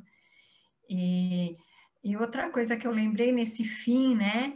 Eu lembrei um filme que eu assisti, que eu não lembro o nome, gente, mas era um filme muito bonito, que também tratava do Alzheimer, e que o marido vai morar num asilo com a mulher, porque ele tem momentos que a mulher relembra quem é ele. Então, ele vive no asilo com a mulher, apesar dele ser super lúcido, porque ele fala que ele quer morrer junto com ela. E ele vai vivendo no asilo e ele lembra, ele revive as mesmas coisas para que ela lembre de momentos junto com ele. É um filme maravilhoso. E no final eles morrem juntos. Então, é um filme que mostra uma prova de amor enorme, né? Para mim, nesse filme, ela ter feito isso, não acho que foi prova de amor, não. Eu também acho, eu concordo aí com a Leila, que eu acho que ela quis meio se livrar dele, do problema dele. Mas eu acho que o filme mostra um amor grande, porque eles tiveram, apesar da paranoia que eles viviam, eu acho que mostrou um amor, né? Eles se amavam. Do modo deles, mas eles se amavam. E é isso aí. É o Diário de uma Paixão, o filme, Márcia. Ah, é o Diário de uma Paixão, isso mesmo. É muito lindo esse filme. Quem não assistiu pode assistir, porque é um filme maravilhoso. Eu achei ele muito, muito lindo. Esse é mais romântico, mais romântico, muito romântico. Mas é muito bom, mas tem mesmo, é um amor obsessivo, na verdade, né? O amor, esse amor mais maduro, esse amor mais equilibrado, ele não tem tanto fogo quanto esse amor passional, quanto essa coisa da obsessão, né? Essa coisa violenta, né? Porque como a Maís traz o lance da violência, a violência traz um gozo para essa obsessão também, né? Porque eles querem chegar nisso, né? Um fica retalhando o outro, na verdade. É um jogo de poder terrível, se a gente for pensar bem. Mas agora, o conto, a moça era muito chata, né? Gente, ela era obsessiva, ela era chata demais. Não sei como o cara aguentava, eu acho que ele aguentava ela porque já tinha sido o terceiro casamento. Ele falava, acho que eu não vou separar de novo. Porque ela Mas ela fica... É interessante no conto que eu senti... É uma crônica de uma morte anunciada ali, porque ela tem nuances da história. Ela sabe que ela está num castelinho, quietinha. Né? Na verdade, aquela coisa... De repente, a história do Barba Azul, que é aquela cena do bruxo. Não, que o marido segura na bunda lá da amiga dela. E ela esnobava a amiga, ela tratava o marido com desdém. Ela amava, mas ela tinha um distanciamento, uma coisa assim, sabe? Mas é impressionante aquilo que faz ela cair numa realidade, porque a vida dela era extremamente vazia. E aí, nessa fase também da Sarah, quando a Sarah quer conquistar que ele está viajando, que ela vê ele completamente distante dela, ela faz tudo, ela vai cheirar até cocaína, né? Já falaram aqui, para que esse cara olhe para ela novamente. Né? Porque ela precisa voltar a sorrir. Impressionante aquilo, né? Porque o sorriso dela era a religião dele, e ela segurava esse sorriso, né? Ela era um objeto de barganha também. Não vou fazer. Ele disse, não, se não fizer, eu vou me jogar pela janela. É claro, toda uma coisa passional, obsessiva, mas é fato. Mas é gostoso. Obrigada, Márcia. Obrigada pelo tempo, pelo carinho, pela fala. Bom te ouvir, viu? Obrigada. Agora, Mônica Angelotti. Mônica, querida, tudo bem com você? Oi. Saudade de te ver. Então, eu só queria falar que adorei o filme, amei o filme, me diverti muito com o filme e eu acho que é uma grande história de amor. Para mim, o filme é uma grande história de amor, onde não entram filhos, onde não entra mãe, não entra sogra, não entra ninguém. Só eles dois na sua loucura e lutar para que o outro não vá embora, fazendo o que é impensável, mas quando tem essa loucura de amor, esse querer, essa possessão pelo outro, entre eles tudo se justifica. Não que eu justifique, mas entre eles sim. E eu gostei muito. É uma história de amor completa para eles. Era só isso que eu queria falar. É um pacto, né, Mônica? É um pacto de amor e tudo tem que ser desse jeito. E ele vai embora e ela quer ele de novo e ela então cheira cocaína porque é o único jeito que ela vai sorrir e que ele vai voltar. E ele abandona aquele marido segundo em um acto de loucura, quando fala assim, vamos embora daqui, e só um grande amor para isso. É muita loucura também, né? Muito, muito. Mas isso essa coisa a passionalidade é uma coisa quente, que pega fogo, né? Que incendiando. Eu adorei o filme, eu achei ele bárbaro. E eu achei que a personagem do conto, a amiga, é bárbara também, porque ela faz o jogo, vai fazendo o jogo, né? E então ela sabe que ela é muito, a Sally é muito tonta, né? E achei a personagem da amiga fantástica. Se faz de boba e está traçando o marido, né? Acho legal, muito legal. E vigiando a esposa também, né? Ela já sabia o que falava, né? Quando ela fala do feminismo, que o marido fala das feministas, ela sabia que ele estava falando dela para ele, né? Uhum. É impressionante como ela joga. Essa mulher joga muito, é jogo de poder mesmo. Tanto que uma entra na história no começo, quando ela lembra que ela levou champanhe, que ela conquista a outra, que ele já está saindo da segunda mulher, ela seria a terceira, e ela pensa assim: puxa, mas eu posso também estar nessa posição de estar saindo da história. E a outra já estava lá enraizada em todos os processos.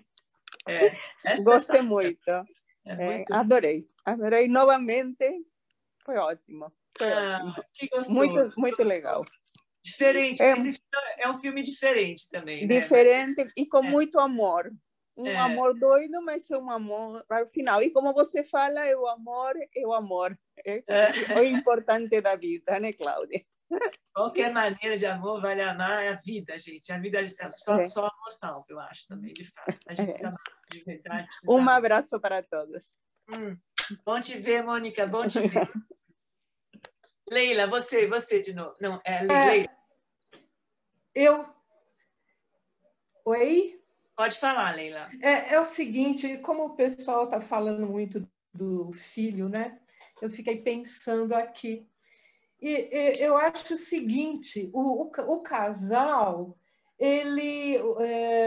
esse casal era muito fraturado, né? Então, esse casal, cada um do seu lado, quase que não poderia se manter sozinho, muito incompleto, né?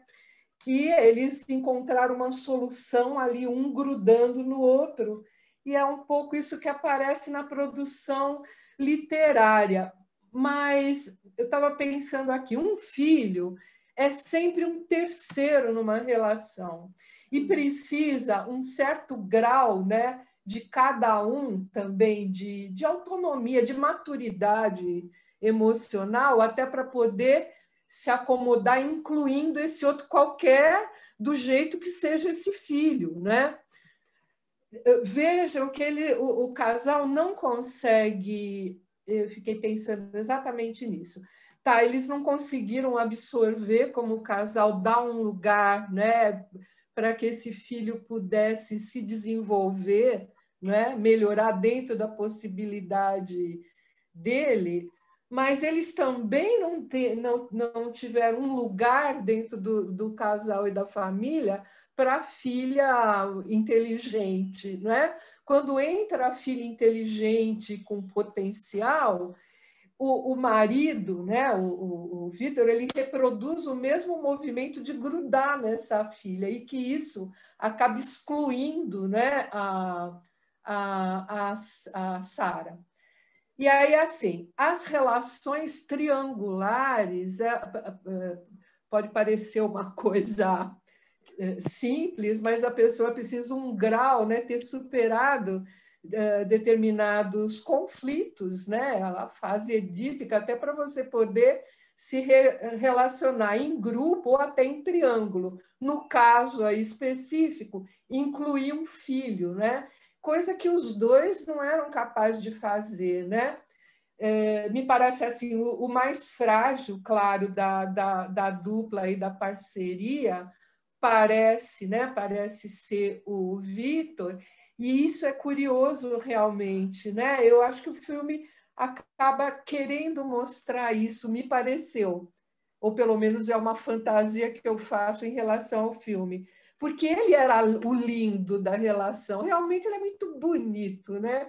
No começo ele é lindo, bonito, e ela fica fascinada por essa beleza meio etérea dele, né? Meio desligado ali de tudo. Agora, ao longo da relação e na maturidade, ele vai perdendo... Você não está prestando atenção, só ele vai perdendo, ele vai se... Não é nem envelhecendo. Eu não diria que ele vai envelhecendo, ele vai se deteriorando. E aí também é uma outra fantasia, é uma fantasia minha, como hipótese, como se ela tivesse sugado também a energia dele toda, né? E aí não serve mais. É uma hipótese, mas vejam bem, é uma fantasia também a respeito do filme que eu faço. Uma outra hipótese. Obrigada, Leila, obrigada. É difícil, né? E ali mostra bem a parte dele, porque Ela no começo está muito feia, de fato, né? E ele é o diretor do filme, gente. Ele, né? O próprio ator é o diretor. Ela tá feia, com aquele óculos, aquela coisa esquisita, de repente ela vai se transformando, né? A sensação que se tem de fato é que ela vai sugando a energia dele. Agora, é impressionante como ela briga por este homem. Ela vai lá, ela não desiste. E mais, né, ela briga por ele muito. Ela vai no melhor amigo, ela vai no irmão, ela entra na família, ela não desiste, ela sabe exatamente o que ela quer e pronto, ela vai atrás. E a identidade dele é quase que aquela que ela quer, né? A identidade dele, não é? Tanto que ela dá o nome a uma loucura ali, é uma fantasia dele, mas ela, entre aspas, materializa. E ela fica mais bonita e mais forte, mais vistosa na maturidade, né? E é um jogo, como ao mesmo tempo que ele vai perdendo vitalidade, parece que ela vai ficando mais bonita, plena, né? É interessante. Mas também tem o lance, quando ela sai de casamento, ela está num casamento super bacana, com um cara super equilibrado, não era uma relação neurótica, né? Não era aquela coisa obsessiva, né? Não, que cara bonitão, inclusive, e ela já estava de mala pronta, né? Ela já sabia, só que quando ele escreve, né? Escreve para ela, né? Que é uma ode para que ela volte. Ela já estava de mala pronta para poder voltar com ele. Para poder voltar. É como se tivesse que ir para aquele encaixe, né? E aí entra uma coisa no filme, né, que naquele período, este livro é um sucesso absurdo e ele escreve, porque ela não estava com ele, né? Então ele escreve. Mas tudo bem que ele escreve também para ela e conta a história dela. Ou seja, ele vai na história dela e relata o processo. É bem bacana. Obrigada, Leila. Fabi, você, querida, pode falar. O pessoal colocou aqui no bate-papo que ela é roteirista também do filme. Eu não sabia. Ele diretor, ela roteirista, lembrei do Hitchcock também, né? Enfim, falando dessas relações entre homem e mulher, o quanto que a mulher contribui, né? Mas eu queria falar um pouquinho do amor, né? Porque tá todo mundo falando do amor, e o amor, ele tem uma vertente narcísica também, né? Que vai mudando um pouco a medida, né? Qual é a medida do narcisismo de cada um que está naquele amor, né? E todo mundo falando do filho, e eu fico pensando aqui, né? A questão do filho ideal, do filho real, né? O quanto que um filho atende ou não às nossas expectativas narcísicas, né? E ali onde com o filho não teve investimento deles, né? E ele não foi respondendo também, né? Num lugar ali que de repente eles se alimentavam no casal, uma coisa nessa veia mais narcísica, né? E o filho acabou não atendia os dois ali também, né? E parece que ele foi se perdendo um lugar, nem sei se ele chegou a ganhar, não sei se aonde foi tropeçando no desenvolvimento e na constituição dessa criança tem a ver com algo para além da vida dele, genético ou não, ou se foi produto dessa relação, né, dos dois, né? Enfim, fica como questão. Mas eu só queria falar também o que a Carmen colocou, né, a respeito do pai, a Andrea colocou também aqui no bate-papo, né, esses momentos difíceis de tomar algumas decisões quando alguém está num estado mais terminal, né, o quanto que tem abrir mão de uma posição narcísica nossa também, né, de poder deixar o outro ir, porque ali ele já manter por aparelhos, né, manter para quem, né? Então tem um ato de amor também, difícil, muito doído, mas de amor. E uma última coisa só que eu queria falar, quando você falou, Cláudia, desse momento difícil que a gente está passando, lá na Casa Frida a gente está com um projeto novo, chama Projeto Travessias, a gente começou ontem, foi o primeiro encontro, só queria convidar todos, quem tiver interesse, são encontros que acontecem às sextas-feiras, das 7 às 8h30, espaço para poder falar, para poder circular isso que você colocou, questões do humano, desse momento que a gente está passando, e a gente vai usar o recurso da arte como ferramenta mediadora, né? Então, no nosso próximo encontro, a gente vai falar do Beethoven e do Monet. Estão todos convidados, só entrar no site ou no Instagram da Casa Frida, que lá estão as informações para as inscrições. Mais um espaço, né? Junto com esse, com da Maíse, que você falou, lá também a gente está tentando proporcionar um espaço para tentar elaborar um pouco tudo isso que a gente está vivendo. É a história do Beethoven também, né? Ele fica surdo, né? E compõe surdo. É uma história que ele ressignifica a perda, né? Sim. E o Monet cego. Ele surdo e o Monet cego. Eles começam a ressignificar todo o processo. Impressionante a história, né? Eu estava vendo o prospecto, lindo o trabalho, tá bonita a história, tá bonito o que vocês estão fazendo. A arte existe porque a vida não basta, de fato, né? Não canso de repetir isso. Eu acho que isso alimenta a gente completamente, e esses encontros são assim um presente para mim. Já falo isso, não me canso de falar, não me canso de poder sentir vocês de alguma forma, de estar comigo, de poder trocar, de poder participar e de debater assuntos tão difíceis também, né? Porque às vezes a gente está numa situação muito difícil, mas eu acho que brindar a vida, brindar o amor e tentar falar sobre essas coisas das perdas e de fato fazer disso uma outra história, eu acho fundamental para a gente, entendeu? Eu acho uma coisa, por exemplo, por mais que seja a relação do casal, existe mesmo, a história é uma coisa a gente sempre acha uma centelha divina em todos os processos, e é isso que vale a pena, e é isso que você me faz sentir de alguma forma, é muito lindo. Queria agradecer pela presença de vocês, pelo carinho. Quem quiser falar mais, tem mais tempo aqui também, gente. Olha, está aberto para debate ainda, temos 10 minutos. De verdade, fiquem à vontade, gente. Cláudia. Fala, Eunice falando, eu não estou com Oi, Eunice, eu não estou te vendo. Tá, pode falar, mas estou te ouvindo. Só queria falar uma coisinha que eu no conto tem uma cena que eu acho fenomenal, que é a mulher que ela considera o marido um estúpido e fala com a amiga dessa estupidez, e a amiga considera o marido mais estúpido que a própria mulher, o que não agrada.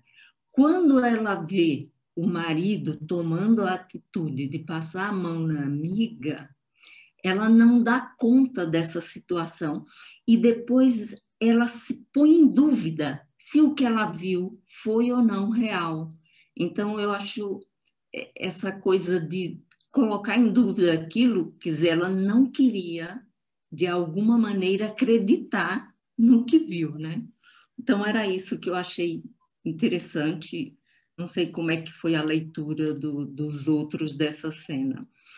E no filme tem uma coisa que me passou, uma mensagem assim: as aparências enganam.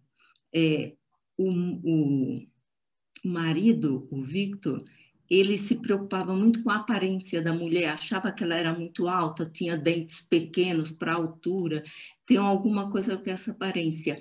E depois, quando ele vai envelhecendo, essa aparência que vai tomando uma outra dimensão. Então, assim, o que me parece assim, tem uma mensagem de que as aparências sempre enganam, porque o público que acha que ele que é o gênio, entendeu? Que é o cara que escreve, mas, na verdade, cabe a ela essa genialidade. É ela que escreve a maioria das obras, ou reescreve, como seja. Então, é isso, só partilhar esses dois pensamentos que eu tive, tá ok? Obrigada, Eunice. Fato isso, essa amiga dela, né, que é a Merlin, né? Ela falava para Sally o que a Sally queria ouvir.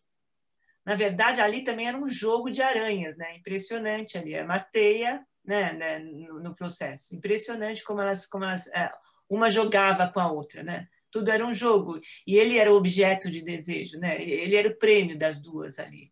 É muito, muito triste aquilo tudo, mas fato. E ela não percebe mesmo. Ela o tempo todo... Eu relaciono muito a história dela com a história... Ela não querer olhar. A história do filho também não querer ser visto, né? A história dos pais do Victor, literalmente esses pais são mortos, né? Ela vai lá, o pai chama ela de prostituta, e aquela verborragia naquela noite de Natal, né? E aquele irmão, Caim e o Abel, aí tudo personificado, é tudo muito superlativo no filme. De fato, a Maís tem razão, mas é algo para debate, para a gente poder olhar também que a gente também não vive sem neurose, está todo mundo um pouco enfiado dentro de neurose. Eu acho importante isso também, né? A gente pensar nisso. E depois, Fabi, se você puder deixar o link para a gente, tá? Vou pôr aqui no bate-papo. Obrigada, viu? Obrigada. Mais alguém quer falar? Gente, a palavra tá, ainda temos tempo, gostosinho. Maíse. Tá sem som, Maíse, sem som, Maíse. Falando que eu não vou resistir. A gente estava falando de amor, principalmente para a Mônica, falando do amor, né, entre eles, assim, essa paixão. Então, eu vou ler um trechinho curtinho desse livro maravilhoso da Lígia Fagundes Telles, não sei se vocês conhecem. Disciplina do Amor, é ótima. Chama Disciplina do Amor. E diz, está falando sobre os apaixonados, né? Diz assim: estranho, sim, as pessoas ficam desconfiadas, ambíguas diante dos apaixonados. Aproximam-se deles, dizem coisas amáveis, mas guardam certa distância, não invadem o casulo imantado que envolve os amantes e que pode explodir como um terreno minado. Muita cautela ao pisar nesse terreno. Com sua disciplina indisciplinada, os amantes são seres diferentes, e o ser diferente é excluído, porque vira desafio, ameaça. Se o amor, na sua doação absoluta, os faz mais frágeis, ao mesmo tempo os protege como uma armadura. Os apaixonados voltaram ao jardim do paraíso, provaram da árvore do conhecimento e agora sabem. Ah, que linda, Lígia! Depois posta lá, que bonita. Esse livro é lindo, ela é ótima, né? Ela é uma coisa, né? Ela é impressionante. Que delícia, Maísa. Maravilhoso. Não é? Não é? Gente, olha, adorei. Põe no grupo também, tá, Maísa, por favor. Tá? Eu queria agradecer vocês. Olha, ainda não decidi o próximo filme ainda, que eu estou aqui na dúvida. Estou tentando buscar um filme. A Leia hoje não está aqui. Não sei se a Leia está. Mas eu quero buscar um filme para a gente... Não estou conseguindo achar. E até segunda-feira a gente vai saber qual vai ser o filme do nosso próximo encontro, tá bom? Quero agradecer a Casa Frida, quero agradecer a presença de vocês, quero agradecer a presença desses olhares maravilhosos, uma delícia estar aqui, muito bom, vocês de verdade são um bálsamo, um presente para mim, uma delícia, e vocês me fazem continuar acreditando o tempo todo, isso é muito bom. Vocês, de fato, nessa pandemia, essa confraria me fez mais forte e me faz, assim, acordar feliz todos os dias. Porque, tem esse grupo, tem essa história, eu preciso viajar daqui para algum lugar, né? Essa coisa de sair da terra e ir para algum lugar e chegar até vocês de alguma forma é apaixonante. Obrigada pela presença, pelo carinho. Beijo em todas vocês, as mães, que é muito difícil. E quem é filho também aqui, independente de qualquer coisa. É uma relação conquistada, é uma relação difícil, mas é uma relação linda também. E a gente vai buscar esse amor. Esse amor também é conquistado. Todo amor é conquistado. E vocês me conquistam de 15 em 15 dias. Eu estou sempre esperando por vocês e criando alguma coisa junto. E vocês me ajudam a sonhar e a viver. Obrigada de coração. Obrigada pela presença. Obrigada, Cláudia. Obrigada, foi um prazer. Obrigada, até a próxima. Muito bom. Tchau, gente.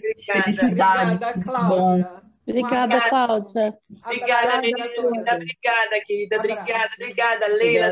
Mônica, Lorena, linda você. Obrigada, Lídia. Obrigada a todos. Feliz Dia das Mães. Obrigada, todas lindas. Obrigada. Fabi, beijo, obrigada. Beijo, Cláudia. Valeu. Um beijo.